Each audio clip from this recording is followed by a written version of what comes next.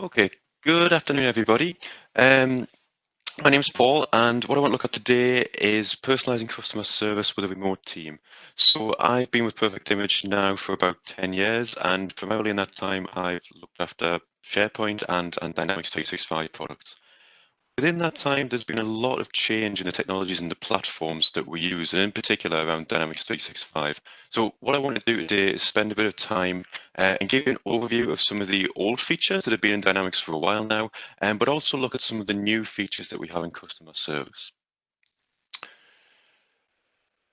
Within customer service teams at the minute, and along with the rest of the world, we are dealing with a lot of change at the minute. We had the initial challenges presented with working from home and how we get access to the systems that our teams use on a daily basis. We've had to overcome the challenges of how do we access that particular spreadsheet, or even just shouting across the office to ask a question of one of our colleagues has become more difficult in recent times. And of course, we're working with customer data as well, which we need to store and handle in a secure and compliant way. The challenges we face as well aren't just technological challenges. We've had the added complexity of space working from home as well, and childcare and homeschooling issues to contend with as well. The technological issues are possibly easier to solve than some of these other issues that we also face as a business. As an IT business ourselves, we've seen very different extremes when it comes to an organization's readiness to enable their staff to work from home. Many organizations have systems in place that allow teams to work remotely, but also many don't. So we've had to work very hard with customers to provide an easy and secure way to allow our staff to work remotely anywhere and on any device. As the current global situation continues to change and evolve, we need to allow teams to coordinate and adapt rapidly.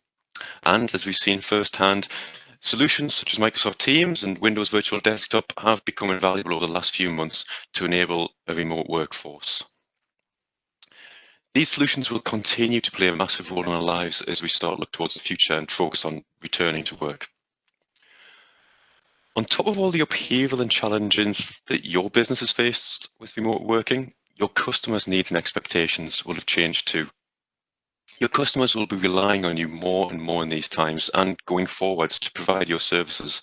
Whether it's support queries resulting from an increase in online shopping, delivery of healthcare services, or insurance companies and banks dealing with more inquiries. In these times of uncertainty, people have a lot more questions and ultimately need a lot more help. Our customers are experiencing new and additional stresses, which in an already strained environment will make them less patient. So you need to be able to support them as quickly and as efficiently as possible. From a business point of view, we need to maintain the customer experience and sentiment. An increase in support volumes will naturally have an impact on wait times, which in turn will have an impact on customer sentiment, satisfaction, and ultimately retention. This is a unique and challenging time for everybody. Your customers are under new stresses and their expectations will be more demanding than ever. And given that your own business has its own new stresses, meeting the customer expectations can be difficult. Your systems and processes need to be as slick and as agile as possible in order to maintain a positive customer experience. Customers are vulnerable now and you need to be able to support them and act as advisors to them. And to do that, you need to put yourselves in their shoes. We need to understand their needs and their wants. But additionally, we also need to fully empower our customer service teams to work in the best interests of our customers by arming them with the right knowledge and the right tools whilst working in this remote and distributed environment. We need to put customer success front and center in everything we do, so that we need to look at potentially new and innovative ways to support them. So that brings me on to what I want to talk about today. As I said, I've been working with Dynamics Customer Engagement, or CRM as it was for many years, for 10 years now. And in that time, there's been an awful lot of change. Previously, in the old days of Dynamics on-premise, we'd get an update every 2 years, which brought new features and functionalities. And that was fine, I could keep up with that. But now, in the new online environment, we get new features released every 6 months, which build on that core functionality that we've had in place for years now. So today, I want to take a look at some of the features that help us deliver this personalized customer service experience. Some of these features have been core in the product for many years now, but some of these features are new. We'll start by looking at core customer service within Dynamics. And that's going to help us track a customer's journey, understand all the interactions we've had with that customer over time and in relation to a particular case. We'll then take a look at how we can use knowledge management to empower our internal agents, but also our customers, and allow them to self-serve. We'll then take a look at how we can use tools like Microsoft Forms Pro to capture feedback from our customers and understand things like customer sentiment and net promoter scores. But also have a look to see how we can use technologies like Forms to get data back into our systems quite quickly. Eventually, what we can do with portals for Dynamics, which allows us to provide a single central location for our customers to find information and self-serve. I then want to take a look at how we can use new tools like virtual agents to provide AI-driven chatbots that can answer basic and potentially more complex questions, and also how we can use that data to train the AI models so we can learn what hot topics are coming up amongst our customer base and respond to customers in a quicker and more timely way.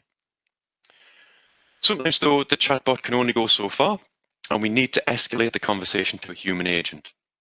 And this is where the new omni-channel functionality comes into its own and enables our teams to interact with our customers across multiple different channels. We'll have a look at how live chat primarily can integrate with our website, but other channels include things like Facebook Messenger and WhatsApp, and how we can bring them into one consistent interface for our internal agents. Finally, we'll take a look at some of the out-of-the-box reporting options we have within the platform that allow you to track and monitor the workloads and understand customer sentiment and satisfaction. Before I get into the demo, I just want to recap on the platform that underpins all of this. I did a webinar previously, an introduction to the Power Platform, which goes into this in a lot more detail, but I just want to give you a quick recap and a quick reminder of what this platform looks like and what tools we have at our disposal. At the very bottom layer, we have data, and data is the most important thing your business has. Within the new Business Applications platform, we have data connectors. So we're not just stuck with having our data in a Microsoft ecosystem. We can actually go and use these data connectors to go and talk to other systems that we may have in the platform. Things like Salesforce, Google Drive, Marketo, MailChimp, all of these things can be used to bring data into our environment.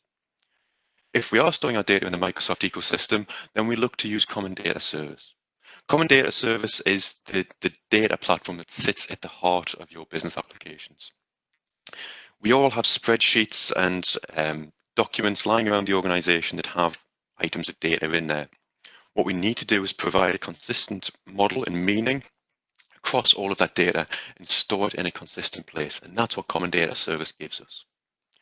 We can then use features built into AI Builder to actually take that data, put predictive analytics and artificial intelligence over that data to enrich the data that we have in our organization. Building on top of that, we then have the Power Platform. Power Platform consists of a few different building blocks within there. First one being Power Apps.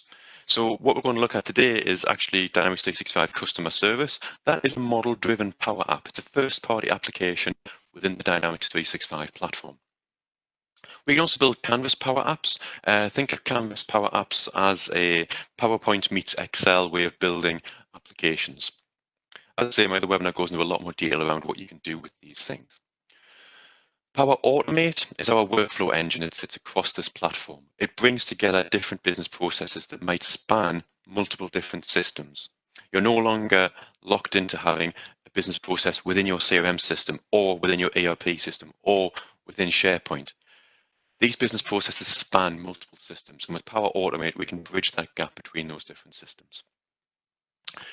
We then move on to look at Power BI. Power BI is the reporting engine that sits within the Power Platform.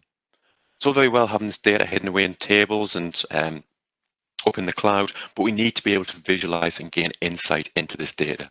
So we use Power BI to unlock the visuals and give us dashboarding capabilities within this environment. Finally, we then have Power Virtual Agents. Power Virtual Agents are relatively new in the platform, but these are chatbots. I'm going to walk you through a little bit around Power Virtual Agents later on, but essentially they allow us as non-technical people to go in and put together quite complex chat conversations. Built on top of the Power Platform then, we then have our first-party applications at the top there. So with Dynamics 365, Dynamics 365 is natively built on the Power Platform.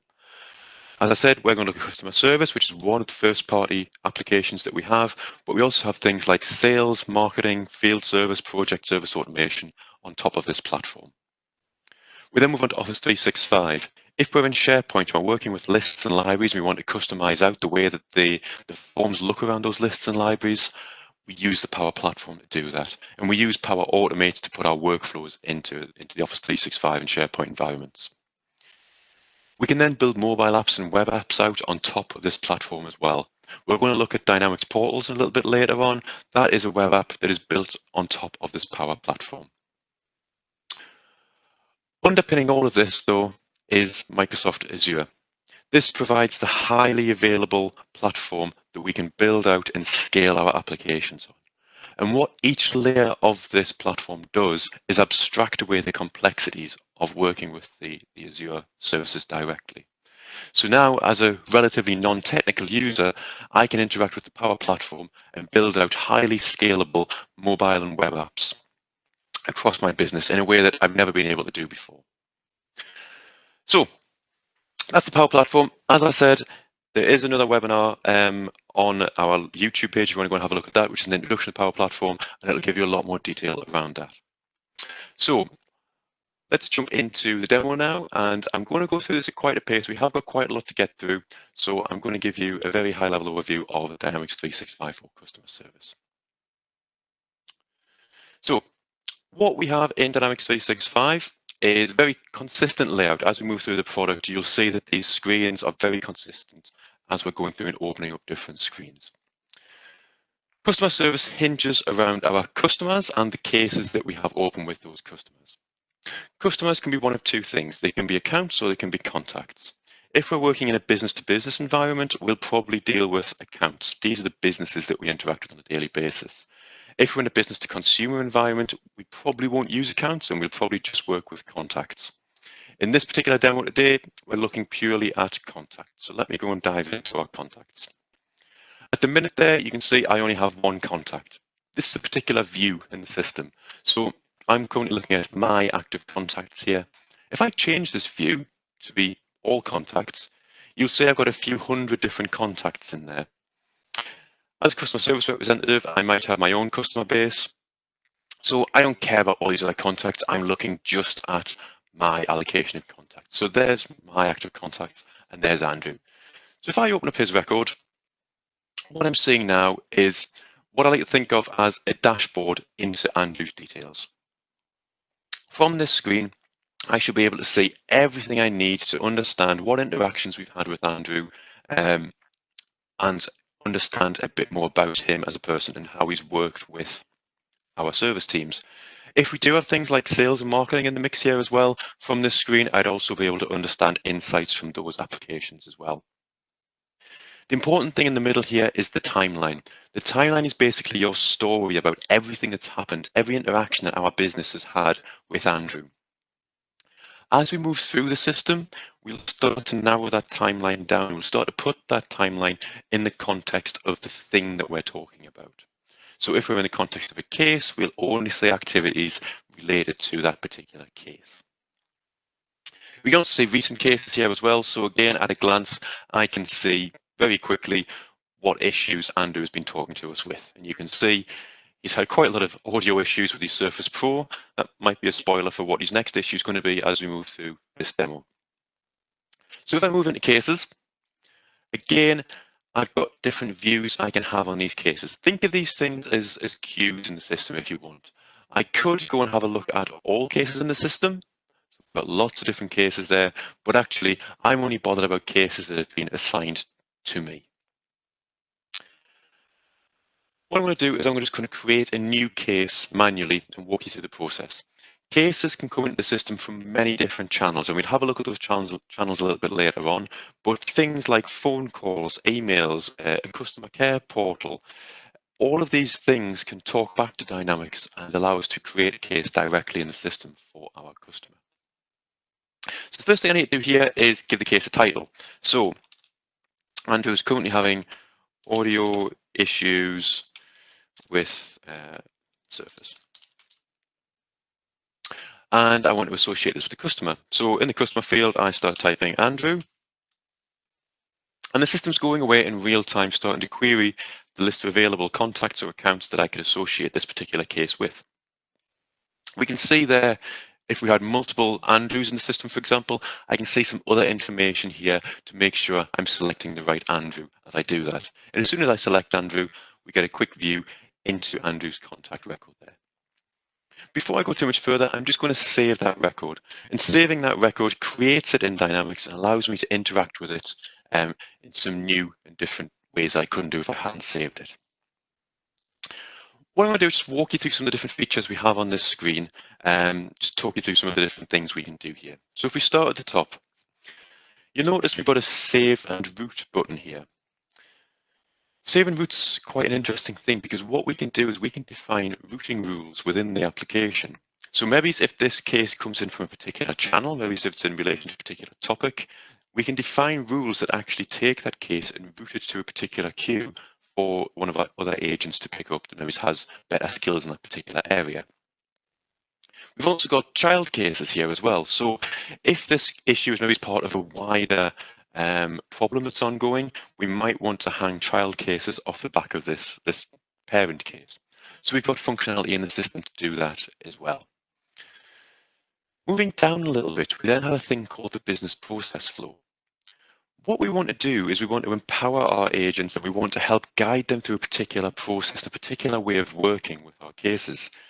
Maybe we're bringing in new agents from different parts of the business to deal with some increase in volumes in other areas. So we want to help onboard them and get them up to speed as quickly as we can. So I can use the business process flow to do that. I can define different stages in here, and if I try and move forward to the next stage, the system is going to tell me, actually, you can't go forward to the next stage because you haven't filled a subject in. And we'll see the subject is a field down here on the form itself. Whilst it's not a required field initially, so I can create the record, it is required for me to move through this business process flow.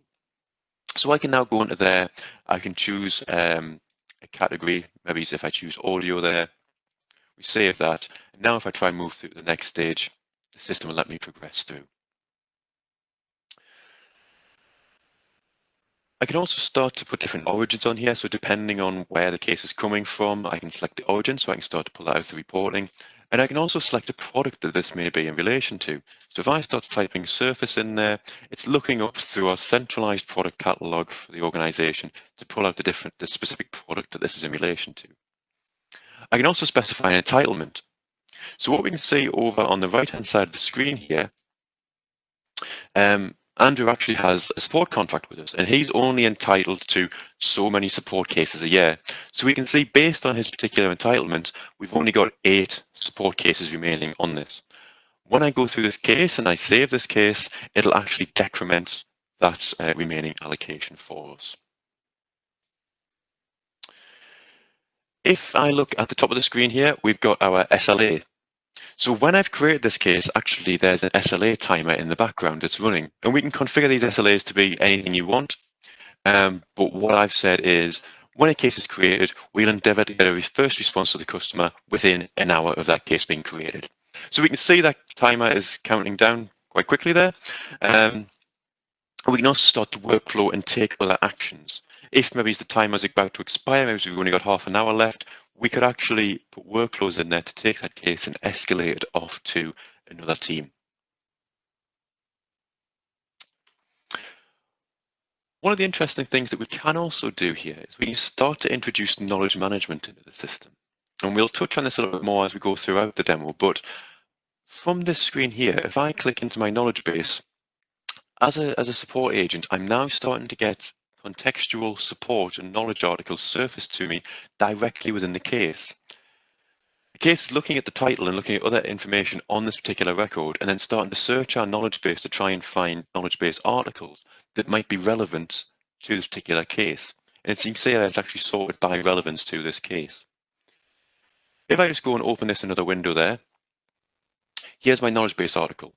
So I can actually review this. I can use rich text in there. I can embed pictures, videos in there, and I can review that. And maybe I want to send Andrew some guidance on what he needs to do to resolve this issue. So if I just go back to my case, instead of just reading that, if I click email instead, it's actually going to take that knowledge base article and pop it into the body of an email for me. I can then go into that email. Oops, I can then go into that email and say, "Hi, Andrew, try this." And I can format this text, obviously. So obviously I want to make that red. We'll increase the size. So there we go. So now I can update that email, I can put it in the body, and I can hit send. As soon as I send that email, the system's going to send that, and it's going to attach that in the timeline on this particular case. So now I can see from this timeline the picture of what we've started to send to Andrew, and I can see what he has tried and what hasn't been tried on this case. What you'll also notice there is there's another email on there. So actually the system's gone and sent to me as a team lead that the timer's ticking down in this case. We haven't got long to respond to this. So actually we're saying this case is about to breach SLA, go away and do something. So that's just an example of how we can start to build in some workflows and customize these to notify your support teams and your escalation managers of what's going on in the organization. So that's some of the very high-level features of managing a case within Dynamics. There are a lot of features that I could go into and I could spend most of the day talking about, but we've only got 45 minutes here, so I'm going to move through this at a bit of a pace. If you want to see more about this, we can do this offline perhaps. Obviously, the goal of any case management system is to get your customer's issue resolved and resolve that case as quickly and efficiently as possible. So the last thing I'm going to do on here is just resolve that case. What is the resolution? Let's just say we turned off and on again, because obviously it's IT. So we've resolved that. And as soon as I do that, I can understand exactly from this case what I've done to resolve the issue. And now that case is closed, it's read only. I can't start making any more changes to that case. Okay, so what I want to have a quick look at now is the knowledge management side of things.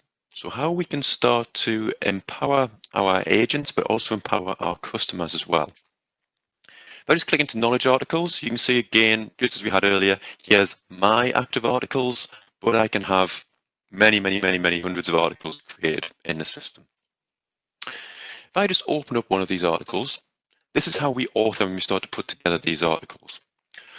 All of these knowledge base articles are stored directly within Dynamics 365, directly in the Common Data Service. They are multilingual. So if you're working in maybe a global support environment, you can actually start to have different translations and different multilingual versions of this particular document. You also have to go through an approval process, and we can create major and minor versions of these things. So they're all fully versioned as well.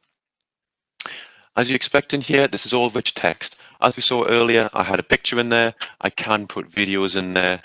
If I want to get really clever, I can drop HTML directly into these things, so I can make these things look really good. And we can also see previews of them there directly in the application.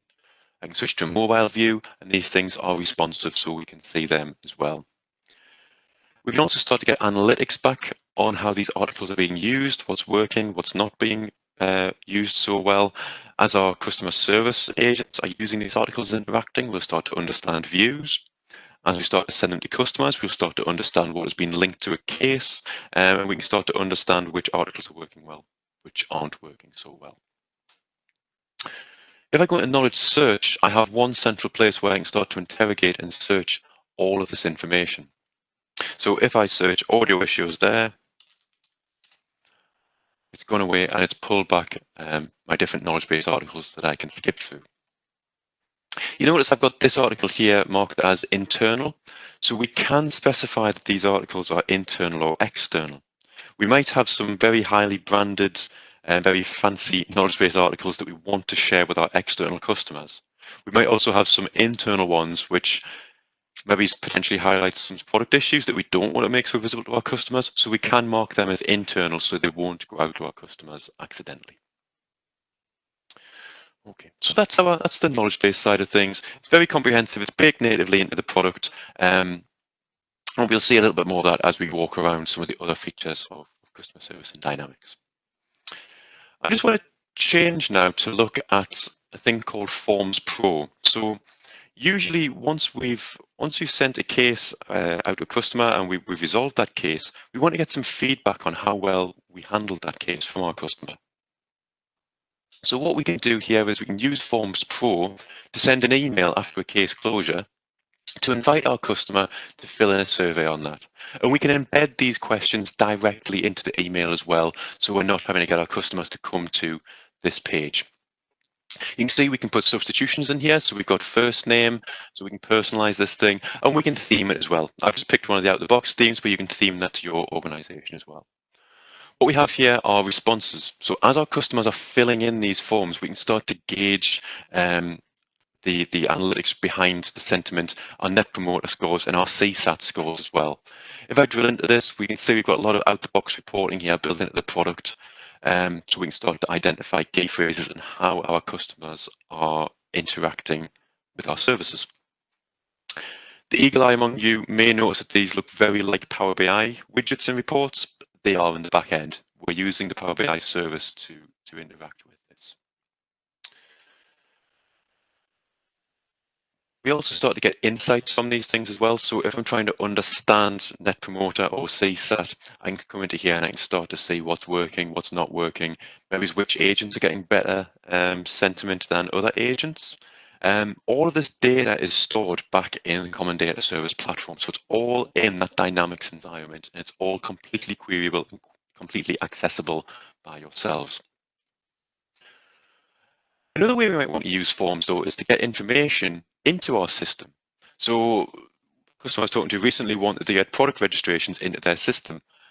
We can take these forms and we can actually embed them directly in your websites. And they're multilingual. We can put branching logic in here. So if I just preview this form, what we can see there is I can go through first name, last name, email address. If I select a product, we're starting to ask slightly different questions depending on the product we select. So I can have that branching logic in there as well. I can also embed these forms into websites or maybe into emails, into flows, Power Automates.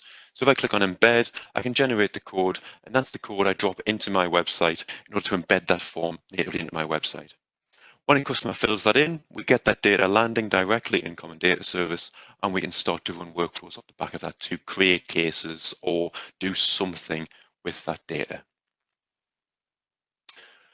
Okay, so moving on, again, at quite a pace. What I want to look at now is portals for Dynamics.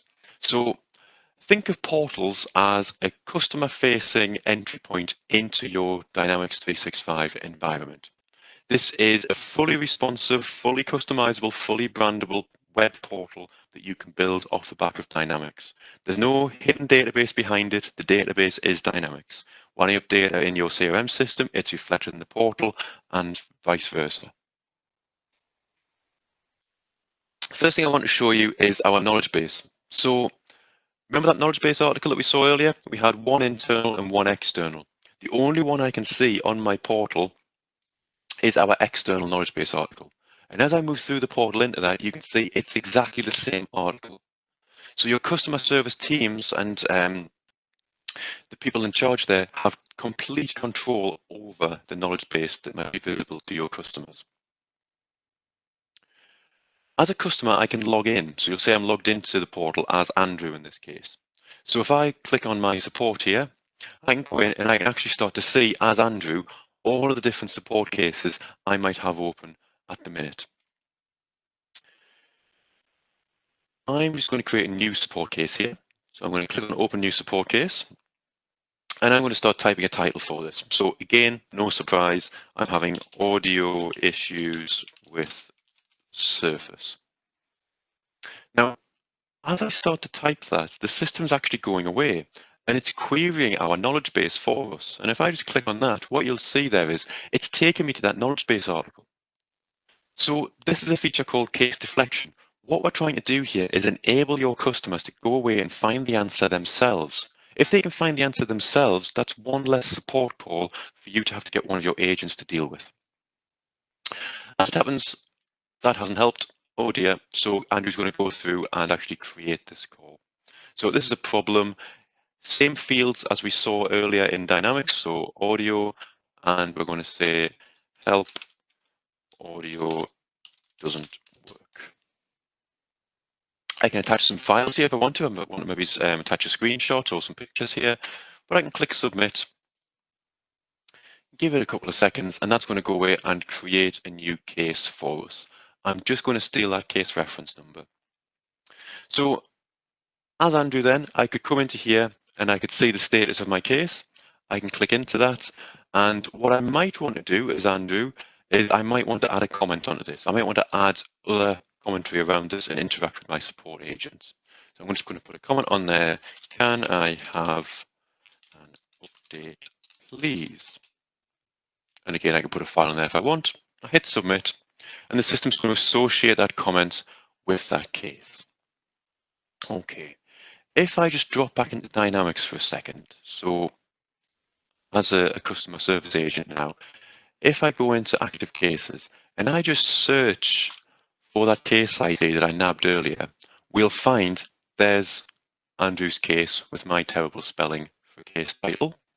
And if we look down the timeline, there's the update there as well that Andrew put on. So we can start to get a back and forth there in a conversation going between our customer and our support agent.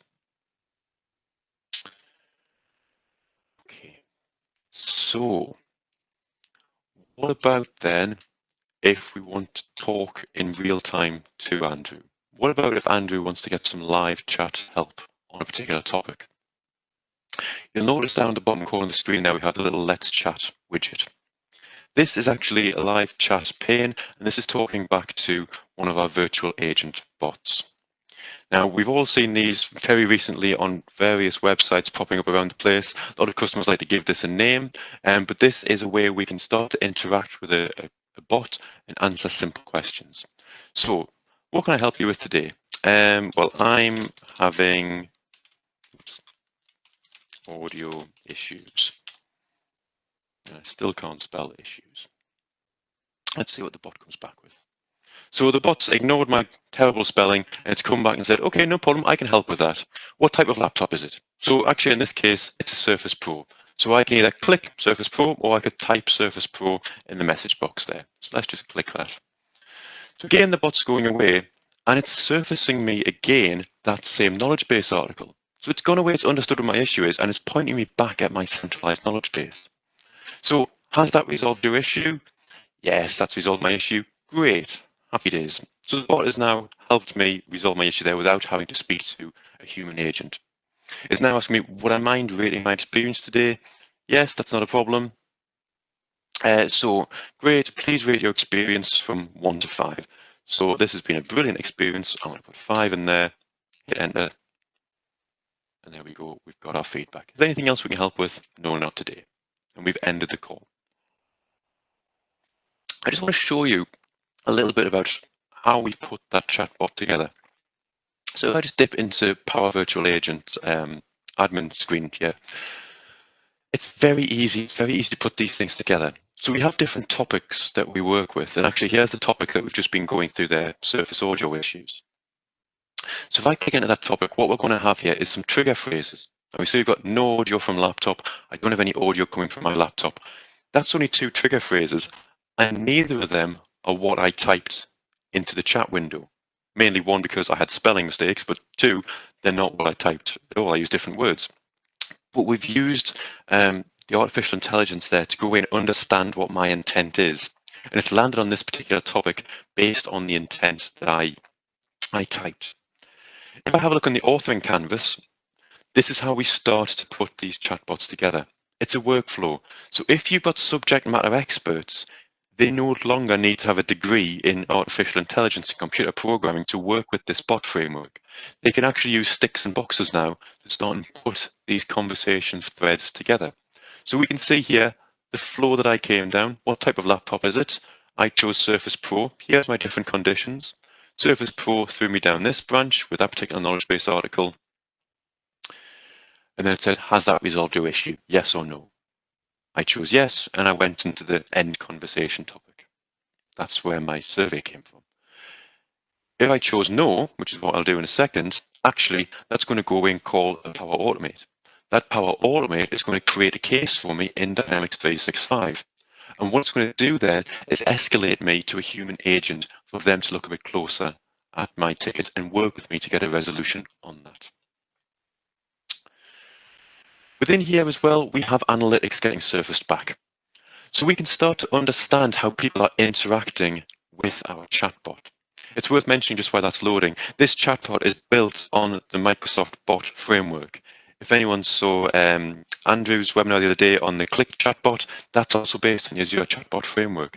These chatbots all work together, so we can start to seamlessly hand off between different chatbots as we move through these conversations. But what I can see here is I can start to see over time how people are engaging with this chatbot, what the escalation rates are, what the resolution rates are, and I can start to understand this customer satisfaction as well. So we've got CSAT natively built into everything we do here. In fact, we've got a dashboard here all around customer satisfaction. And that little survey at the end there is what we're using to drive customer satisfaction. These chatbots work across many different channels, as I mentioned earlier. In fact, here's some of the channels that we can work with now. We've also got things like WhatsApp, which are in preview. We can build these channels natively into applications that our customers are used to working with now in the modern world. So hopefully that gives you an idea of how easy it is to start putting these things together. Now, what about if our chatbot can't solve that issue? What about if we need to escalate up to a human? Well, this is when omnichannel comes into its own. And this is where we can start to pass our live chat and escalate that up to a human agent. It's a bit awkward for me to demo this, but I'm going to try my best because I need to wear a few different hats. We need to look at it from the point of view of a customer and from an agent at the back end here. So we'll hop between windows, but hopefully it'll demonstrate the point. So let's start our chat again. So again, I wait for the bot to kick in. And the bot is asking the same questions as it did last time. So I'm going to type to the bot here, I'm having audio issues. And the bot's going to go away and try and process that and understand the conversation as it did last time. So Surface Pro, again, we're just going through this conversation.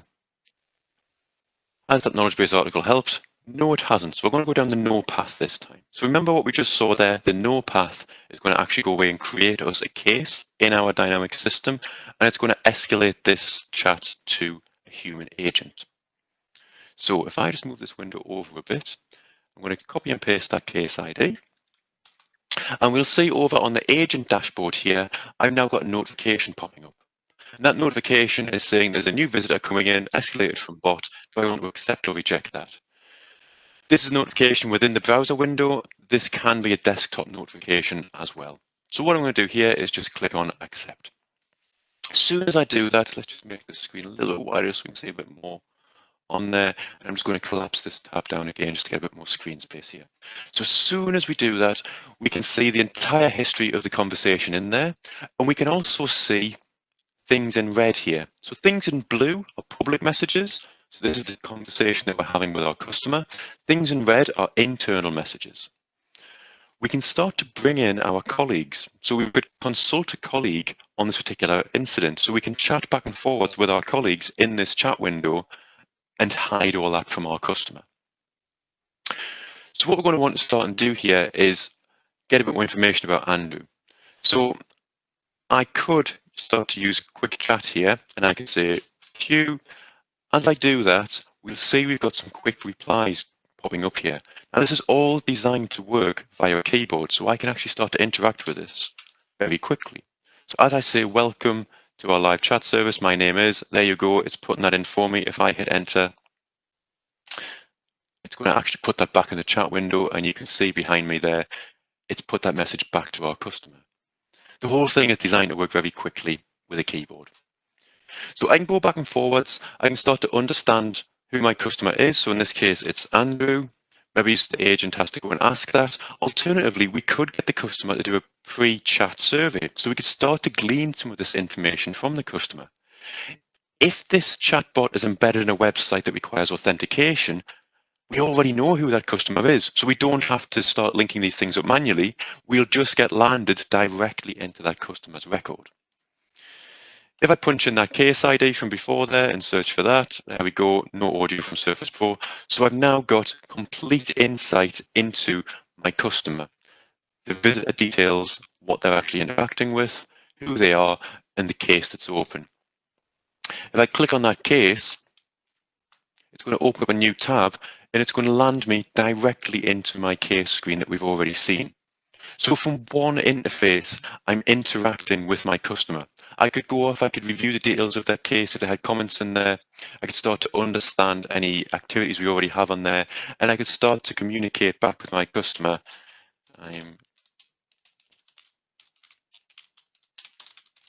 So I can start to interact with my customer in real time from anywhere in the system. Okay.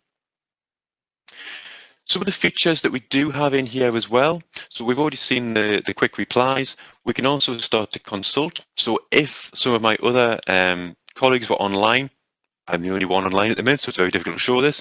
But if my other colleagues were online, we'd be able to consult them into the conversation to maybe ask them questions. We could also maybe transfer them to another agent or another queue. So if we want to take them out of this queue and put them into a different queue, we have different queues we can transfer this conversation to. As we're going through this chat as well, we also have real-time sentiment analysis occurring as well. So we can see at the top here, the conversation so far is fairly neutral. If, as the customer, I start to type, "This is rubbish," as that message is processed and as that message comes into the chat window, we'll see the system starting to put real-time sentiment analysis over that. "This is really bad." And we should see that sentiment go down again there. Perfect. So we can start to understand exactly how customers feeling, and we've got this customer satisfaction rating in real time in front of us. As a supervisor, I can come into the system and I can start to see all of the different chats that are ongoing at any one time. So what I can start to do is I can actually go and monitor these chats, and I can start to see, there we are, sorry. So as I get into that dashboard, I can start to see an overview of all the chats that are ongoing, and I can start to see if something is negative sentiment or not. I can then actually click on that, click on monitor up here. It's grayed out at the minute because I can't monitor myself, but I can click on that and I can actually jump into this conversation and see how it's progressing. I can then interject and start to consult in the background with my colleague to give them advice on this. And actually, I could even join the conversation with the customer to directly help them and resolve the issue. So what I'm trying to show here is everything is in one central place for our users. We have the knowledge base up there. We can even start to bring into this guides. So we can enable productivity on here. We can actually have, for this particular type of issue, a set of tasks that our users must walk through in order to resolve the customer's issue. Okay. Worth mentioning again, this is the same experience whether our customers are coming to us and engaging with the chat via Facebook Messenger, WhatsApp, live chat. We can also embed Teams audio and video into this. And we can also, through the use of third-party add-ons, we can also bring in co-browsing and screen sharing as well. So I can provide full, complete, rounded customer service to my customers. Okay, just in the interest of time, I've got a couple of minutes left here. What I want to have a final quick look at is just reporting and dashboards.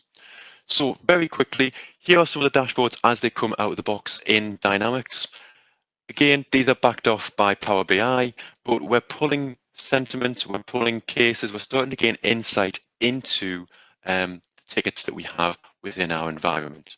We can look at a high-level case summary as we were, or we can start to look at the agent level, starting to understand who our better performing agents are, maybe where some agents need support with this. And again, we've got CSAT and Net Promoter embedded right throughout the product as we're moving through it. We can also take this a step further, and we can start to use customer service insights. Customer service insights starts to take that data that we have in our Dynamics 365 platform and starts to couple that with AI and predictive models to actually start and identify trends, identify what hot topics are starting to emerge, and start to recommend where we may need to take action. So we could start to look at these topics, see that something is becoming more and more prevalent, and actually create a topic within our virtual agent to resolve that issue. So we're not having to get human agents involved in that. We can also start to see the impact of CSAT by channel and other things like that. If I just quickly click through these, I don't want to go into any too much detail on these things. So let's just give you an overview of what we can start to do, how we start to get KPI dashboarding out of there, how we can start to understand customer satisfaction. All of this data is baked into the product using technologies like Microsoft Forms Pro, using this chat surveys within our chatbots. We can start to understand where we're getting good sentiment, bad sentiment, across what channels and within what particular agents as well. We start to understand resolutions, where things are working, where maybe things aren't working so well, and where we need to support our agents. And I mentioned topics there again, but we can start to see what the hot topics are. And from here, I can click on the little bot icon there and start to directly create a new topic within our chatbot. The final thing I want to show you there is just some new stuff which is still in preview all around call insights. So this is taking call recordings and putting them through the Azure platform and the AI services we have there to actually start to understand sentiment and look at how our agents are interacting. So we can start to see things like talk to listen ratios, talking speed, who talks very fast, who doesn't. I'm now starting to talk very fast because I'm starting to run out of time, and how many switches that we have. If we drill down to the agent details, we can actually start to see individual metrics on our individual agents, which we can start to use to help from a training point of view. And if I actually click into the call history itself, I can see a transcription of the audio call itself and start to understand the sentiment. So I can start to see that my customer said something negative and actually Ava here responded with something negative, and I can start to see what that was. But as we go through the conversation, she turns it around and we start to get positivity on both sides. And that's really how we want these calls to go. So that is a very quick overview of some of the functionality that we have within Dynamics 365 customer service. I just skip forward. We've seen the core customer service, we've seen knowledge management, we've seen how Forms Pro can be used, how we can bring portals into the mix there to get data into our environments.